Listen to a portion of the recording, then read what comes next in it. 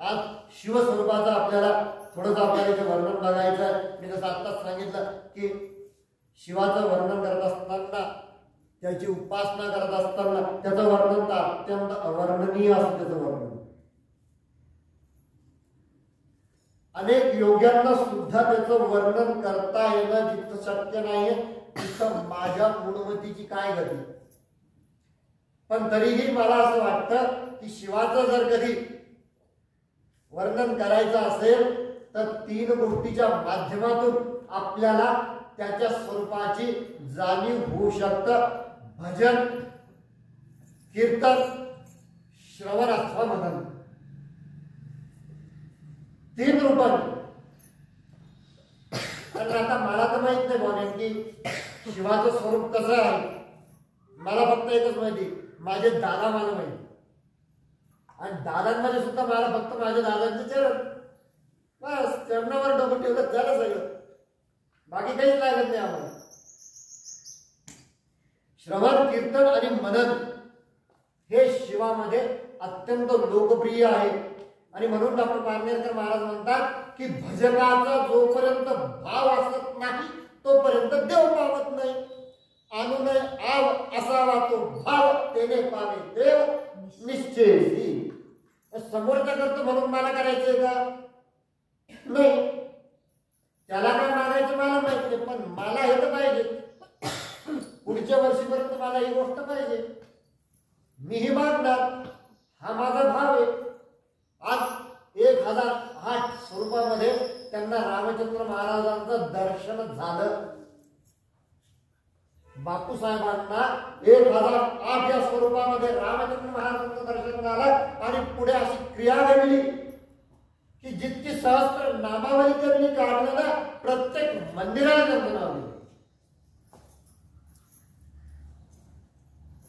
जेव्हा आपण पूर्णपणे त्या रूपात आपण लीन होऊन जातो, शिवाचं सुद्धा तसंच आहे. तुम्ही जितकं शिवरूप होताल तितकं शिव काय आणि तुम्ही काय, जीवाशिवांची जडली समाधी. तशाच प्रकारचं आहे. आणि म्हणून रामचंद्र महाराज नेहमी सांगत की अरे तू आला ना पारनेरला, 2 दिवस पारनेरला जा, पण जाताना कांदूरून जा. इतकी एकरूपता गुरु शिष्यामध्ये असलेली, जी त्या जीवाशिवात आहे तीच एकरूपता इथं गुरुमध्ये आणि शिष्यामध्ये आहे.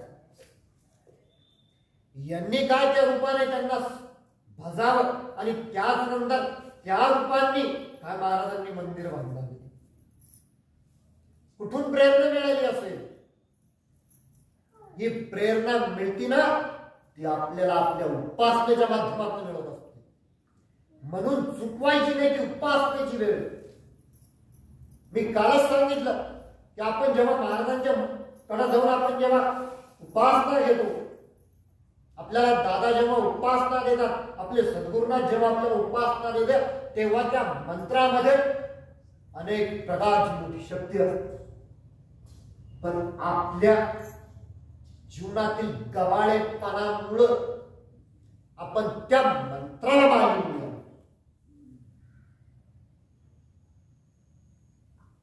वेळ बाळगत नाही, शुचिर्भीता बाळगत नाही, कुठल्याही प्रकारचे आपल्याला नियम माहित नाही. उपासना कशी करावी, आपल्याला डोळे बंद करून उपासना शिकवली का, ध्यान लावून उपासना करायची का, तो आजचा आपला विषय आहे काय. मला माझ्या जीवनात आज हे पाहिजे देवा, हे तू दे. मला माझ्या जीवनात याची कमतरता आहे, त्यासाठी मी तुझी त्याला गरज नाही हो. करणारे करतात एका पायावरती. जाऊन बघा तुम्ही जरा हिमालयामध्ये, एका पायावरती तर तयार आहेत ते. हे निर्गुण, निराकार, निरवय हे त्यांच्यासाठी ते स्वरूप आहे. ते त्याच्यात बघतात, ते त्या ईश्वराला. पण आपल्याला कशासाठी पाहिजे? मला माझ्या प्रपंचासाठी मला देव बघायचे. मला उपासना कोणी सांगितली? मला माझ्या गुरुनी सांगितली. आणि ज्या अर्थाने मला माझ्या गुरुनी उपासना सांगितली, तो देव म्हणजेच माझ्यासाठी माझा परमेश्वर, तो देव म्हणजेच माझ्यासाठी माझा पूर्ण पुरुष. मग माझ्या